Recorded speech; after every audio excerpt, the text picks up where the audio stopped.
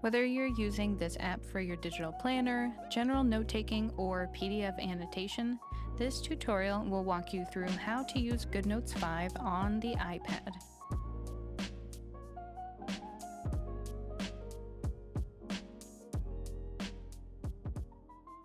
When you open the app for the first time, it will bring you to this top-level Documents screen. After using the app a few times, it will open up the most recent location you were in. You have 4 main areas in the bottom navigation: Documents, Search, Shared, and Favorites. The Documents area is where you can navigate all your folders and documents, and you have a few options for viewing this area. You can view by thumbnail or list. You can also sort by date, name, or type. The next area is Search, where you can type the information you're looking for, whether it's handwritten or text. Then we have Shared. In GoodNotes 5, you can collaborate on a document with another person, just like in Google Docs. You just share the link with them, and all your shared documents are easily accessible in this area. In Favorites, you can quickly access any documents or pages within documents that you have bookmarked or starred right from here. In the top right of both documents and the shared area, there's a dotted circle with a check mark. Tapping that will give you the option to export, duplicate, move, or delete multiple documents and folders at a time.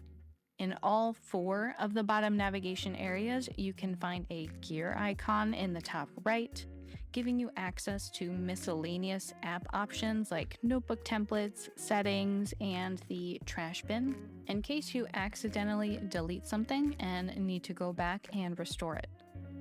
Let's start with Settings. In this section, you can set up your handwriting language so that the app can recognize your handwriting for search. Under Document Editing, you can customize quite a few things. I suggest leaving the default settings for now, and you can always go back and play around with them once you're more comfortable in the app. The next setting is Stylus and Palm Rejection, where you can set up what stylus you're using and the palm rejection sensitivity and writing posture. Writing posture is especially helpful if you're left-handed or tend to write at a unique angle.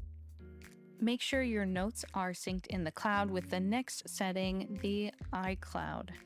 This will give you easy access across devices if you plan on getting the desktop or the phone app. Email to GoodNotes is a cool idea where you can send or forward emails with PDF attachments directly into GoodNotes. I haven't used it much, but if you want to try it out, you can set that up here. The next 2 options are for backing up your notes. You can use the backup data option to manually create backups, or just toggle on the automatic backup option. The automatic backup doesn't use iCloud, Apple's cloud storage solution, which is what I use, so I like to do manual backups so that I can save them to iCloud. The search indexing I would keep on so that when you search for something, it will look at text and handwriting to give you accurate results regardless of the format. Okay, let's go back to Notebook Templates above Settings. This is where you can manage your notebook templates. There's another menu that looks similar to this when you tap on New, but it's just to use the templates. To manage them, you go here. At the top of the Notebook Templates pop-up menu, you can select the default paper template and cover for new notebooks. If you don't like or care about covers on your documents, you can just select no cover, and the first page of that document will be what you see in the document thumbnail. GoodNotes comes with a lot of free templates for covers and papers, and there are various size, layout, and color options built directly into the app. To navigate your templates, start with the 2 drop-down menus, which I like to think of as filters, where you choose your parameters and the results fitting those parameters will show up in the space below. You can filter by template size and color options in the left drop-down menu. Choose from white, dark mode, and yellow for the color, and then navigate by paper sizes like A5, A4, letter, and so on. To filter by paper orientation, tap on the right drop-down menu. The results section, so to speak, is organized by group. The default groups we have are Essentials, Writing Papers, Planner, and Music. And in each group you can scroll, and at the end there's an option to import your own templates into that group.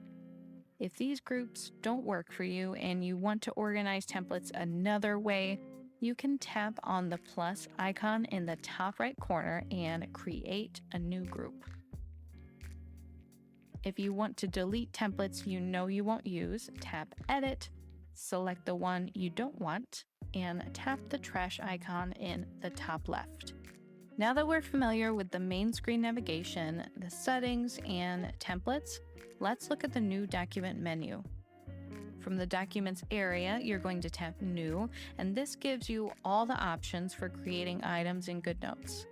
You can use the templates we looked at earlier by selecting Notebook. And the default cover and paper template we chose is what will show up unless you select cover and choose a new one. And then you can do the same thing with the paper. Once you've got the cover and paper you want, write a title and click Create. The next option is Folder, where you can create a folder to organize all of your files.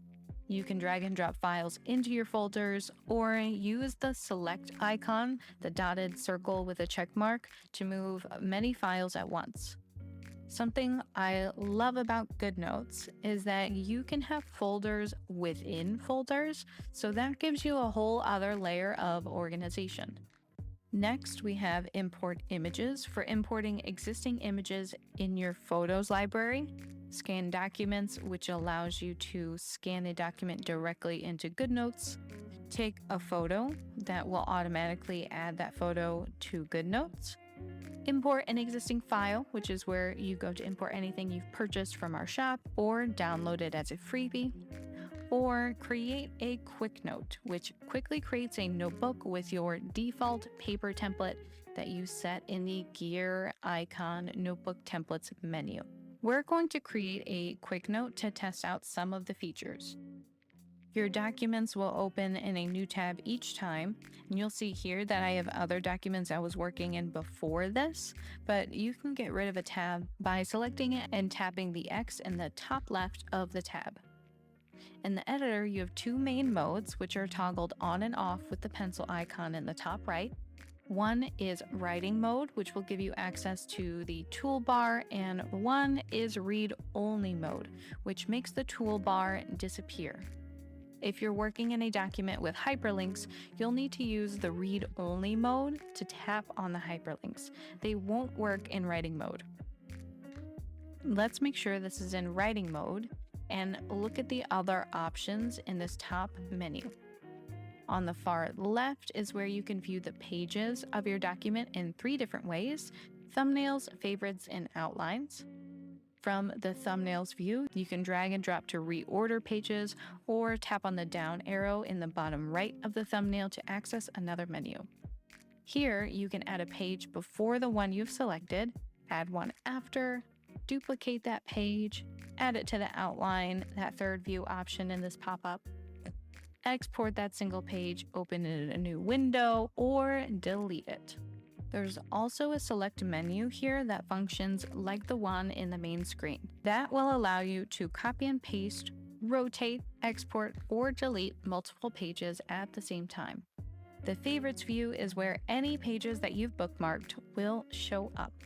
You can bookmark a page by tapping on the little bookmark icon in the thumbnails view. You can also add a page to the favorites from the editor.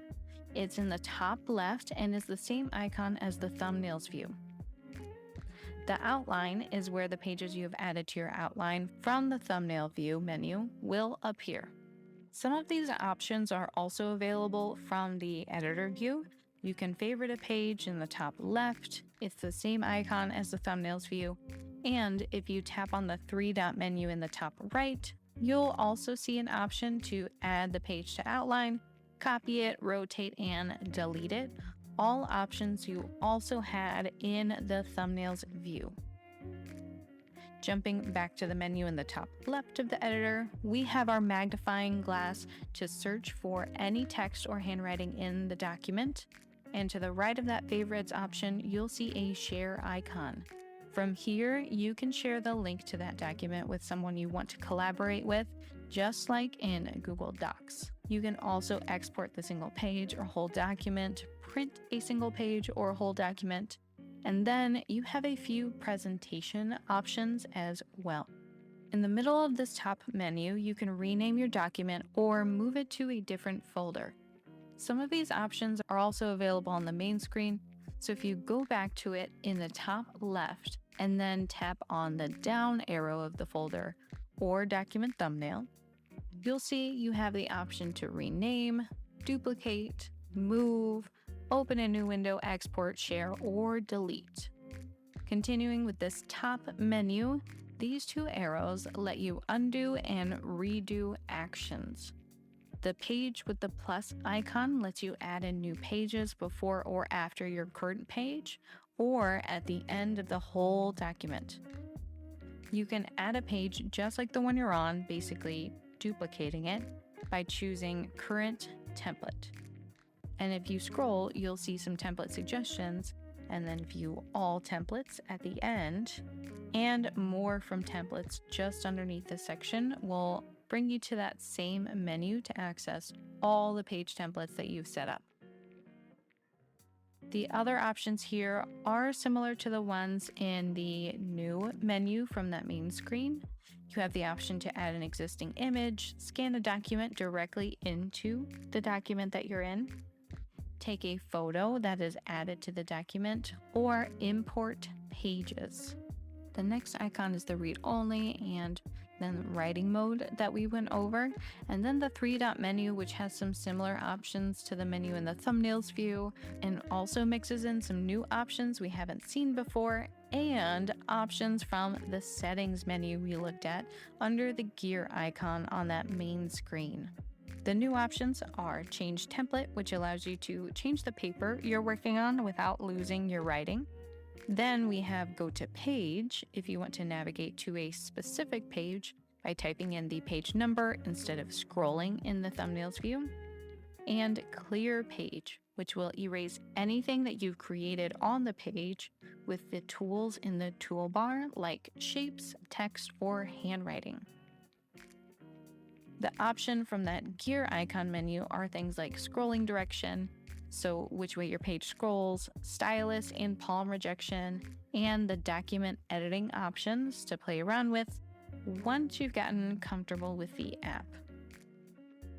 At the very bottom of this three-dot menu, you have experimental features, which right now is study flashcards, which you can use by adding a flashcard paper template. So that's the main menu here in the document editor. Let's move on to the toolbar.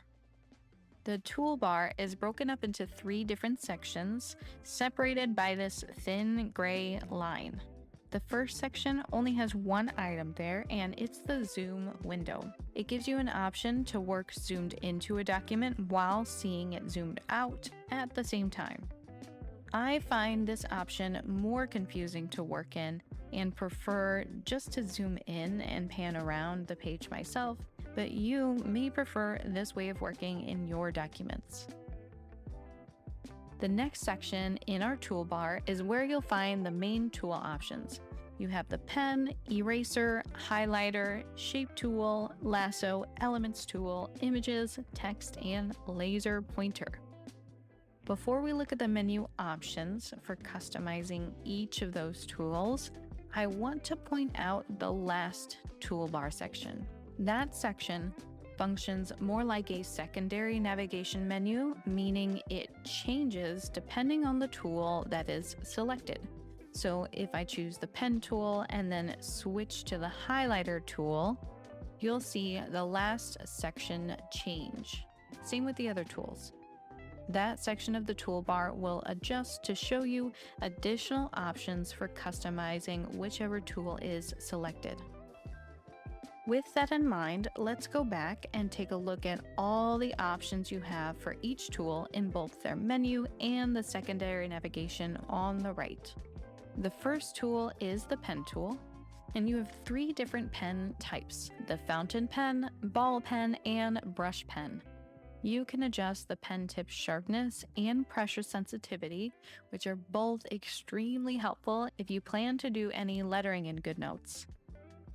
And then at the bottom, there's 2 editing options we're familiar with: the stylus and palm rejection and stylus connection option. And then there's a new one called draw and hold. If you tap on that, it lets you toggle on and off a few things.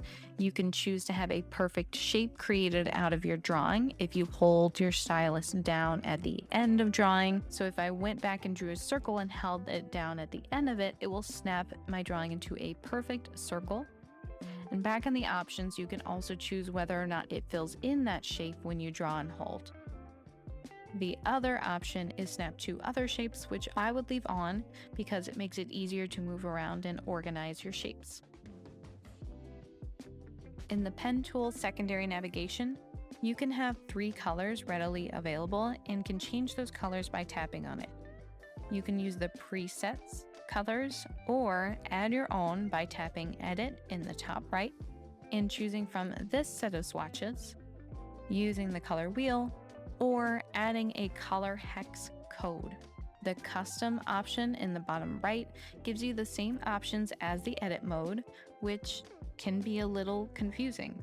I played around with both parts of this menu and almost everything is the same. You can create a new color and edit an existing color in both places. The only difference is that you can only delete a color from the edit menu. So there's that. And if you go a little too far with creating colors and just want to reset to the defaults, you can choose Restore Color Set. Moving on to pen thickness. Just like colors, you have 3 readily available and can customize what those thicknesses are. If you changed the thickness too much and decide you like the GoodNotes defaults better than the ones that you created, you can always go back to them with the sliders icon and in the top left of that pen thickness menu. Moving on to the eraser tool. When you select it in the secondary navigation, there are only 3 size options. Tapping on the eraser tool again will bring up its menu of additional settings. Here you can choose to erase the entire stroke, making it easy to erase large amounts of handwriting. You can also choose to only erase highlighter marks, erase an entire page with clear page, and the last option is auto deselect, which will automatically switch back to a pen or highlighter tool after erasing. A note about auto deselect: it can either be a huge time saver or a nuisance. So that's an option to play around with to see what fits you best. For the highlighter tool, you'll see 3 color options you can set in the secondary navigation. It's the same setup as the pen tool, and you also have 3 sizes that you can choose from and customize or reset to default by choosing Restore Stroke. The highlighter menu only has 1 additional option, which is draw in a straight line, giving you the option to draw and hold, which will straighten itself out if toggled on.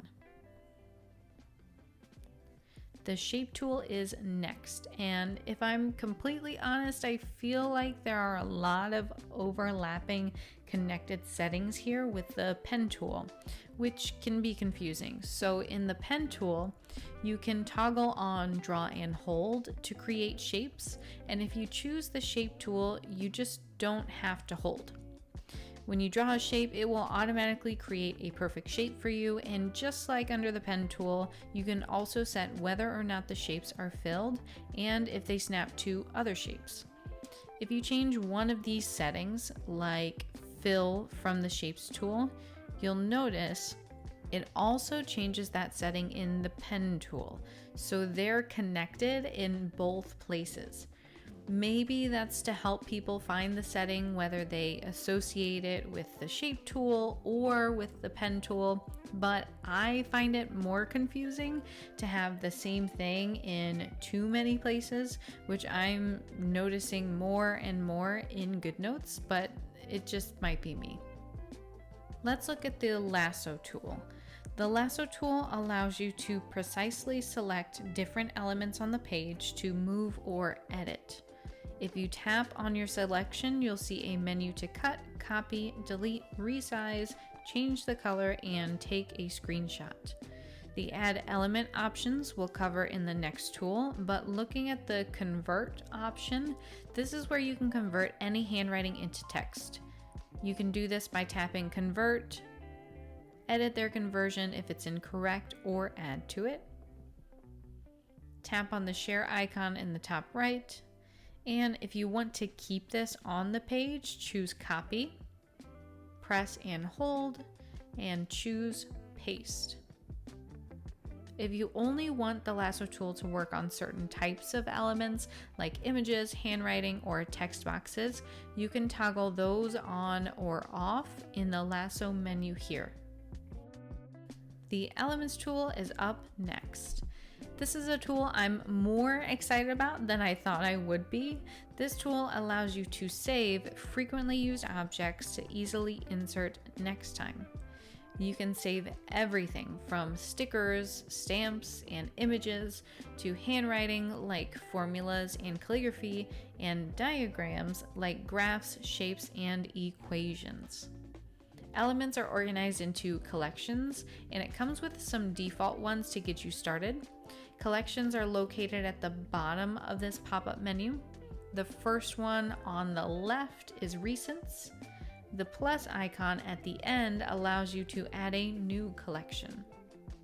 To edit a collection, tap on the name at the top of this menu. Here you can delete any of your elements, change the collection title.